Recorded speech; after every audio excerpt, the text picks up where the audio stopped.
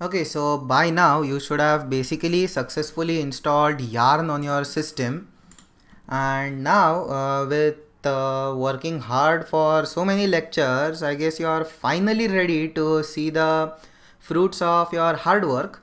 This video is brought to you by EpiPies Academy. Okay, so now to do that, let's get excited for one more time and let's open a new terminal. Let's increase the font a little bit. Let's clear everything up. And over here, essentially make sure that you are in the working directory of your particular project. And now over here, simply type in yarn. Okay, so now this basically initializes all of the stuff for your package. Okay, so now this will basically give you up a lot of text on your terminal when you are doing this for the very first time, because it will basically create a lot of new files and basically install a lot of new things and finally update yarn and make sure that everything is working fine. Okay, so then now let's recall the package.json which we had created over here.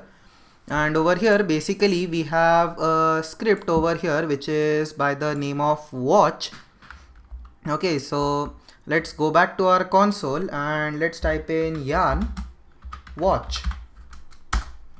Okay, so now essentially we have basically a new tab opened on my browser. So let's go back to our terminal and voila, we have our very first error over here. And this basically says that the error is on the index.js file at the 15th line. Okay, so now let's go and check our index.js file, and over here on the 15th line, okay, I don't see anything wrong over here. So let's look at what the error actually is. Okay, so we have an invalid character over here, and this is basically an escape character. So when you have to type in a double quote inside a string, you have to put in this character before. Okay, so our error is we have this involved somewhere where it should not be. Okay, so let's look at the 15th line of all of our files, because there is no problem with the index.js, but we are basically using so many functions that it can basically be nested from a particular other function. So let's look at the index.html. Over here on the 15th line, we don't have anything fishy. Then let's look at the package.json. So we don't have anything fishy over here as well. Then let's look at the data.js. So over here on the 15th line, we don't have any problem. So let's look at the styles.css. This won't be a problem at all. And then let's look at the ui.js. Okay, so over here, let's look at the 15th file. Okay, so we don't have anything wrong over here as well. Now, I suppose we are left with the data.js file. Oh no, that was already covered. So now let's look at the Babel RC. And over here, okay, I can see that the 15th line starts with the particular character which is fishy for us. Okay, I get the problem. So over here, after presets is basically ending over here. So we should have a comma over here. Okay, so now let's save this. Let's click Ctrl C, and now let's again type in yarn watch. And now basically we have another tab running. So let's close the previous tab.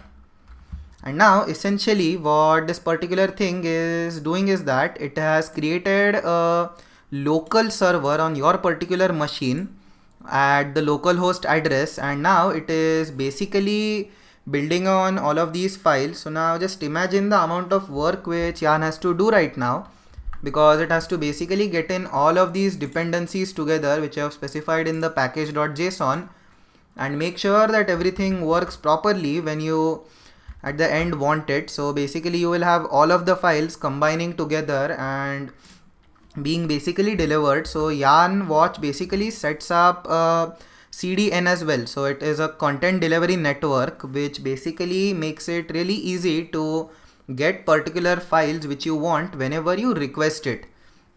Okay, so now as you can see, there are a lot of different files which are getting built over here. So now we finally have the built word over here, and now if you go on the particular tab, so we have the initial two graphs over here, And then we have the trained coefficients graph, which is currently blank, and this should populate in some time because it will take some time to basically create that graph, because we have the 75 cycles running over here inside the index.js. And after it is done, you can basically see the graph, which will be the final trained graph. Okay, so with that, we have basically created the equation finder project where you have the original data, then you have some random coefficients, and then you have the trained coefficients over here, and then a corresponding graph onto the trained coefficients. Okay, so with this, first of all, a huge congratulations to yourself, because you have completed a project which is a decent difficulty level machine learning project, and which is definitely considered a huge achievement for beginners.